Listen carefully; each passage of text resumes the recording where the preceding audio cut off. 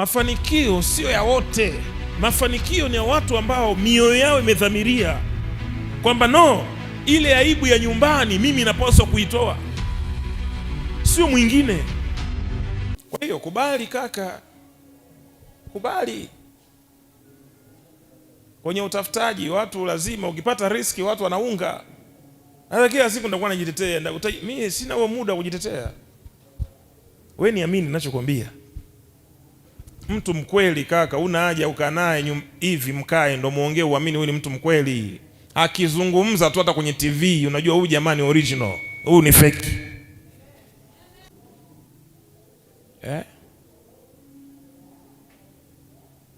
Mtoto wa kiume una maamuzi. Maisha ndio maamuzi, pesa ndio maamuzi, pesa ndio heshima. Umri sio heshima tena leo. Umri sio heshima. Tunaamkiwa na watu ambao tunaogopa kuwa, tunaamkiwa na watu ambao tutakuwa tuamkie wao, ila wanatuamkia kwa sababu ya tulivyo navyo. Ndo dunia ya leo.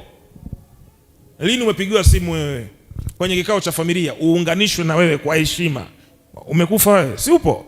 Mbona upigiwi simu? Wanapigiwa walivyo navyo. Utaleta fujo kwenye mkutano, wanakuwa unaleta fujo kwamba no, ile aibu ya nyumbani mimi napaswa kuitoa, sio mwingine. Nawaambiaga watu, wakikwambia usiende kwa IPM waambie nionyesheni niende wapi.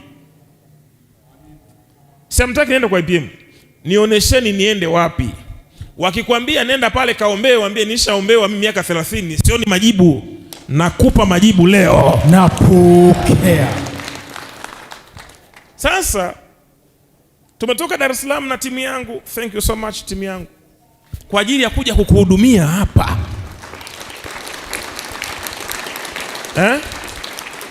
Tumeacha kila kitu, hatujaja kufanya midhaa. Hii sio wahubiri wa kutafuta hela, sio wahubiri wa uongo. Hatujitetei, lakini ndio maisha yetu. Toba barikiwe, sio sisi. Mungu ametupa riziki, tunamshukuru.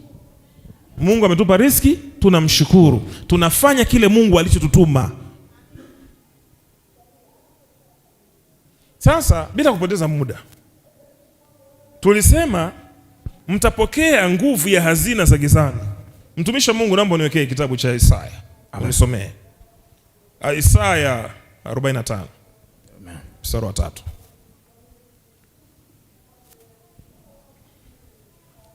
Kwa sababu watu wakisikia tu giza basi.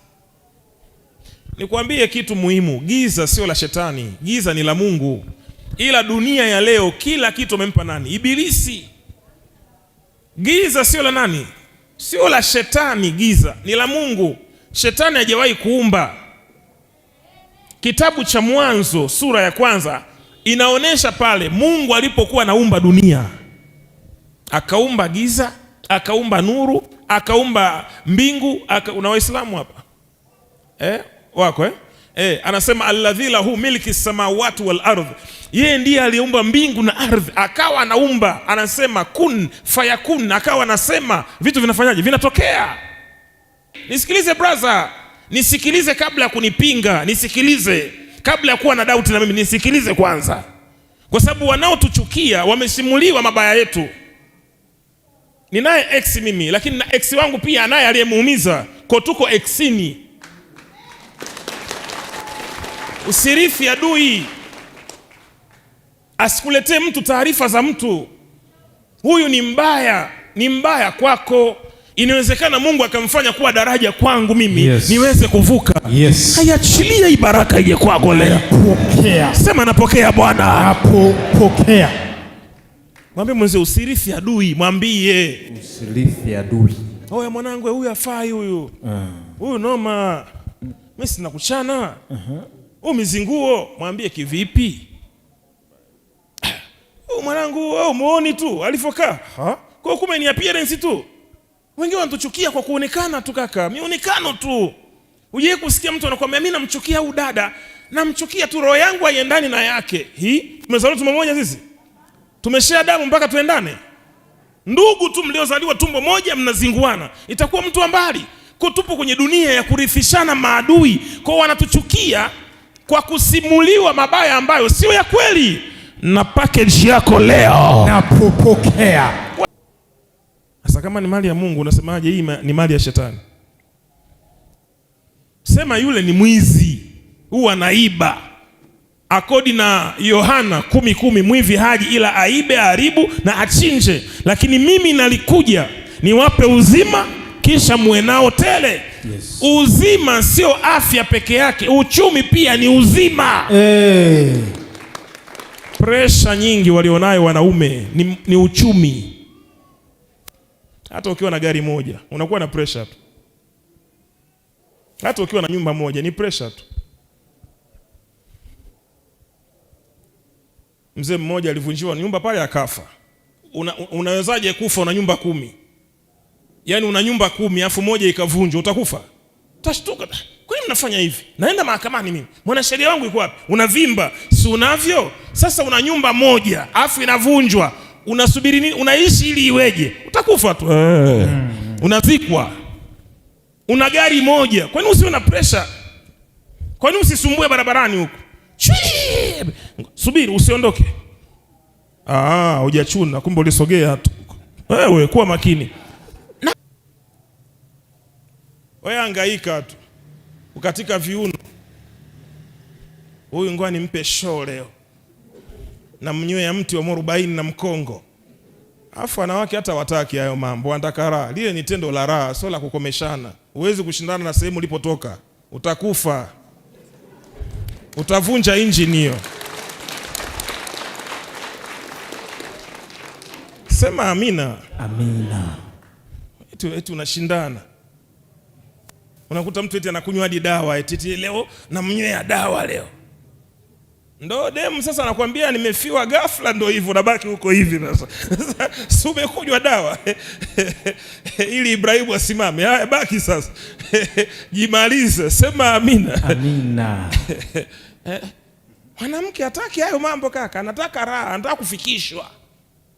Kwa hiyo lazima uwe na kona za kumfikisha, yani upambane afike anapotaka kwenda. Basi mwanaume anataka mambo haya matatu. La kwanza uchumi, la pili protection, la tatu familia. Basi utaki mambo mengi, matatu tu. Uchumi, protection, familia. Basi una relax kwenye hii dunia. Nakupatia nguvu leo. Napokea. Huko amelala. Nakupatia nguvu leo. Napokea. Hii nguvu itakwenda kubadilisha maisha yako moja kwa moja. Napokea. Pokea kwa mikono miwili Bwana. Napokea. Isaya 45 inasemaje baba? Mstari wake wa 3. Inasemaje? Inasema kwamba nami nitakupa hazina za gizani. Ona. Nani huyo anasema? Mungu. Mungu. Nami nitakupa hazina. Kaka, maisha ni hazina. Unachokitafuta wewe ni nini? Ni hazina. Hazina sio kitu kinachoonekana. Hazina ni kitu special, kinachohifadhiwa sehemu special kwa ajili ya watu maalum. Sasa Mungu anasema nami nitakupa hazina za gizani, sio za nuruni, za gizani. Kwa sababu kwenye nuru hakuna mali inayoonekana. Ndugu mmoja kule Mbeya anachimba madini, alikuja Dar es Salaam, tukafanya kafara, ambayo hiyo kafara wanaoipinga hiyo wanasema kwa nini wanachinja.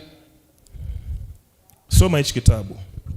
Neno kuchinja limeandikwa mara 800 ndani ya Biblia.